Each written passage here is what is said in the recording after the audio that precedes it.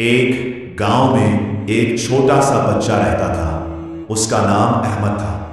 अहमद बहुत अच्छा और अदब वाला बच्चा था। वो हमेशा सबसे सलाम करता, बड़ों की इज्जत करता और छोटों से मोहब्बत करता। एक दिन अहमद स्कूल जा रहा था। रास्ते में उसे एक पर्स मिला। पर्स में बहुत सारे पैसे थे। अहमद ने सोचा, अगर मैं ये पैसे रख लूं तो कोई नहीं देखेगा।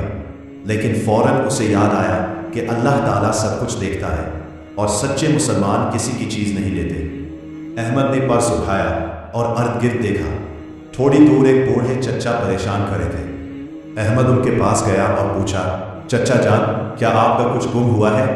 चचा ने कहा, हाँ बेटा, मेरा पर्स गुम हो गया है, इसमें मेरे पैसे थे। अहमद ने फौरन पर्स उनको दे दिया। बूढ़े चचा बहुत खुश हुए और दुआ दी, बेटा, अल्लाह तुम्हें हमेशा सच्चा और नेक बनाए। अहमद मुस्कुराया और बोला, चचा जान, मुसलमान हमेशा अमानतदार होता है। इस दिन स्कूल में टीचर ने भी अहमद की तारीफ की और सब बच्चों से कहा, हमें अहमद जैसा सच्चा और अच्छे अखलाक वाला बनना चाहिए।